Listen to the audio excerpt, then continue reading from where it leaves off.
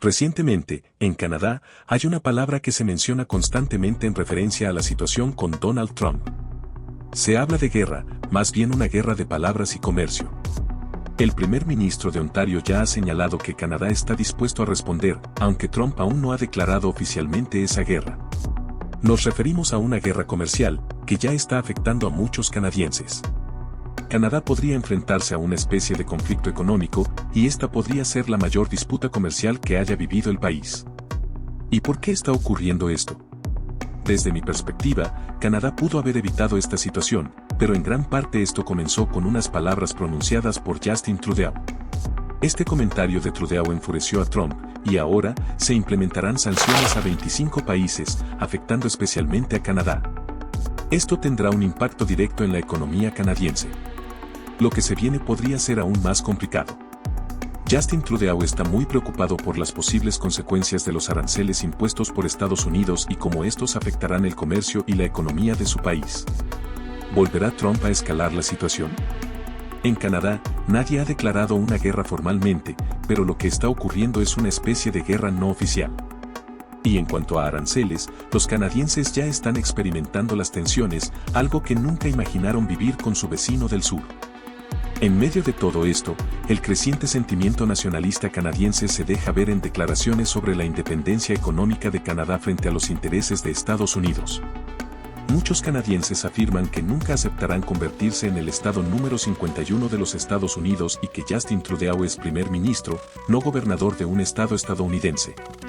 Para entender mejor lo que está ocurriendo, echemos un vistazo a lo que Donald Trump ha dicho recientemente. Durante su campaña electoral, Trump mencionó que impondría un arancel del 25% a Canadá y México debido al superávit comercial que ambos países tienen con Estados Unidos. Trump sabía que Canadá tiene una balanza comercial favorable con Estados Unidos por miles de millones de dólares, y ese fue uno de los principales puntos de su campaña.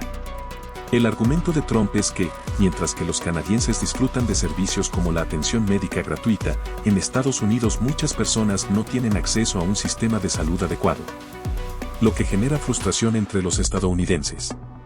Ahora, Trump está decidido a cumplir su promesa de imponer esos aranceles, afectando a las exportaciones canadienses y provocando una caída en el valor del dólar canadiense, debido a su vinculación con el dólar estadounidense. En Canadá, este panorama ha generado pánico. Los canadienses se sienten inseguros, ya que nunca imaginaron tener que enfrentarse a una crisis económica de esta magnitud con Estados Unidos, un país con el que compartían buenas relaciones. Sin embargo, ahora deben adaptarse a esta nueva realidad. Por otro lado, muchos están diciendo que Canadá podría utilizar sus recursos naturales, como el petróleo y el aluminio, para responder a las amenazas de Trump. Si Estados Unidos no compra estos productos, otros países como Rusia o China podrían adquirirlos. Esta es una respuesta que Trudeau ha mencionado como una forma de presión hacia Trump para evitar una mayor escalada en la situación. A pesar de la grave situación, Trudeau, aún un líder relativamente joven e inexperto en comparación con Trump, está tratando de manejar la crisis diplomática con Estados Unidos. Sin embargo, sus intentos no siempre parecen ser los más adecuados ante la personalidad impredecible de Trump. Recordemos que Trump, cuando era presidente, decía lo que quería sin mucha preocupación por las consecuencias diplomáticas, como cuando ofreció mediar en el conflicto de Cachemira entre India y Pakistán, lo que generó una reacción inmediata de India. Volviendo a Canadá, la tensión con Trump está llegando a su punto máximo. Muchos canadienses temen que las sanciones de Trump se intensifiquen aún más, y algunos ya consideran que, si esto continúa, Canadá podría ser una de las primeras víctimas de sus políticas arancelarias. Todo esto plantea preguntas cruciales para la economía mundial. ¿Cómo afectará todo esto a Canadá? Esta es una situación que no pasará desapercibida. Gracias por ver el video. Si te ha gustado, no olvides dar un like, suscribirte y compartirlo. Nos vemos en el próximo video.